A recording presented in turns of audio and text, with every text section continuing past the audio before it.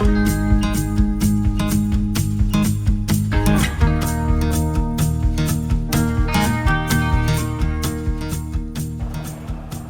hey guys, we're just out driving around. Yeah. Maybe stop and have a bite of lunch someplace. We don't know where, don't have a plan, just out on a ride. Weather's nice, why not? Yeah, it's kind of fun to just roam until we find a place that we'd like to graze at, so to speak. Yeah. And the temperature is just perfect. It looks like it might rain, but it's just ideal riding temperature in my opinion. Yeah, if it rains, we get wet. Yeah. Won't be the first, won't be the last time. So before we get caught up in a rumination, John, we need to have a shout out to Coach Bob and Coach Vic and their families, yeah. And just want to send some love and let them know they're in our thoughts and prayers. And in watching Coach Bob's video yesterday, it really drove home the points that health is such a blessing that we need to safeguard and cherish. And yeah. we take it for granted, and we just need to be more. Oh, I mean, he does all the right things. He's the poster child for good health practices. Yeah, and before we get too deep into that, just let you know, Coach Bob is alive and well. He did a video. He released some concerns about his health, and you need to watch his video. Yes. Coach Bob's channel, and don't want to steal his thunder, but he was out on his Spyder pontificating, which we Spyder riders love to do. And I sat there and I tried to figure out what to say in a response in the comments, and I couldn't find the words. So, yeah, this is a good format to say, Bob, take care of yourself, buddy. Yeah. We're praying for you, and for your entire family. Good Lord, you've got so much going on right now in your life. Yeah, as do a lot of the folks out there, John. And when we know about it, we try to lift them up as best we can. So take care of yourself, folks. Yeah, and I know that as we collect birthdays, and I've collected more than my share. More than you like to acknowledge. Yeah, that every time I go to the doctor, and as you get older, you got to go to the doctor more frequently, just for checkups and stuff like that. And the doctor gives me a thumbs up, and it's like, whoo, dodged another bullet. And those bullets are getting closer and closer and closer, but I just keep dodging and weaving. And you never know when you're going to get one's going to hit you. So so far so good. Yeah. But it reminds me of a conversation I had with my chiropractor last week, because I was asking him why, with all the neck problems I've had, why riding the Spyder doesn't, cause me pain. And I said I wondered if, I knew I had good posture support, and I wondered if the weight of the helmet might actually help, strengthen my muscles maybe, or keep me in proper alignment or something. And he said, it really doesn't make any sense, because usually riding a motorcycle would exacerbate the pain that you're having. And he commented, you must have a really smooth ride. And that's true. We do. We have a very smooth ride. Thank you, BRP, Can-Am on road. Yeah. Yes. Because, we all have physical limitations of some sort, but we've got to work with what we got. You can't give up. You can't just sit at home. You got to keep moving and keep doing and all that good stuff. Just celebrate every day. Yep. So a follow up on our shakedown cruise with the Stinger trailer with the Spyder on the back of it. We had to basically tag it as successful. And reading the comments from the folks who left comments on the last week's video, the video about the Stinger trailer is, they noticed it flexing. Sometimes metal should flex in order to keep it from breaking. I know that in aviation, components on an airplane are designed to flex, and I suspect that's true. If you look at bridges are designed to flex. So did the engineers who designed the Stinger trailer design the Stinger trailer to flex a little bit? I don't know. I hope so, because it is flexing according to the observations from myself and watching the video and some other viewers. And you know, it's working for us. It may not be the perfect solution. And one of the other comments was, you know, it's really difficult to fold up, even though it was advertised as a folding trailer. It is a folding trailer. Two young, fit guys can fold it up with no problem. Us old guys, not so much. So, but it serves its purpose. It is still smaller than any other trailer that I can get to haul the Spyder on, and so we're able to put it into a storage facility with minimal cost.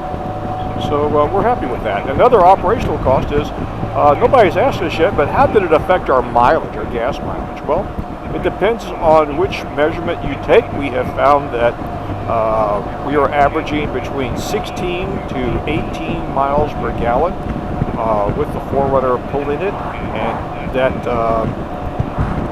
is typically 21 miles per gallon on the highway without the trailer. So not too bad. Even going uphill, when we were on the road going up to the top of Afton Mountain on Interstate 64, going both ways, the engine RPM did not increase that significantly, and it was well within normal specs. So it hauled it with no problem. Gas consumption was good. Yeah. What about the cover? You're going to speak to that? Yeah. You know, I still do not know the answer. There is a disagreement on whether or not to cover the Spyder when it's on the trailer. One of the schools of thought is the trailer cover, a Spyder covered, could actually cause some abrasion on the plastic on the Spyder, especially the windshield, unless you have a cover that's specially designed to be used on a trailer. And the other argument is, well, you want to cover it up to keep debris and trash and things from hitting the Spyder. You know, I would really like that. I mean, the perfect solution would be the enclosed trailer. Enclosed trailer has a significant price tag and a significant reduction in mileage, gas mileage. It weighs a lot more. And in our city, that means we also have to pay personal property tax on it. So the more cost, the more upkeep on the cost. And then you have to find a trailer that, I don't know if all the states are the same, but in Virginia, once we cross the 5,000 pound mark, it's not what's in the trailer, it's what it's licensed to carry. You have to have trailer brakes. And so that adds another layer of complexity. I cannot find a enclosed trailer that would fit the Spyder that does not have a 5,000 pound rating, thus requiring a brake controller and trailer brakes. Another issue. And just an operational note, I noticed that when we got on the interstate and we were bringing speeds up close to 70 miles an hour, I noticed the windshield of the Spyder was fluttering quite a bit. Now the windshield is designed to be out in the wind, and I've had it speeds much faster than 70 miles an hour. But if you get behind a tractor trailer, you'll notice there's a lot of turbulence. Well, the turbulence coming off the back of the 4Runner caused a fair share of turbulence as such the vibration for the windshield. I found that I was watching it once I slowed down to 65 miles an hour. The flutter seemed to subside significantly, and so I've decided that probably 65 miles an hour is about the max speed I want to go towing the trailer because of that. I don't want the windshield to fracture, or the components that hold it on, because it does have the ability to elevate and retract. I don't want that linkage and that system to get damaged by vibration. So address that.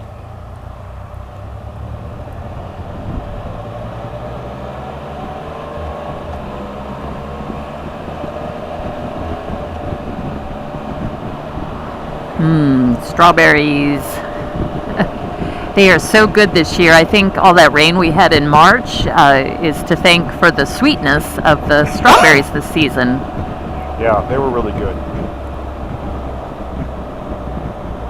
That's like sitting down in front of the television to watch something cute on television, something entertaining, and eating some strawberries and whipped cream. Oh my goodness, so good. Just checking.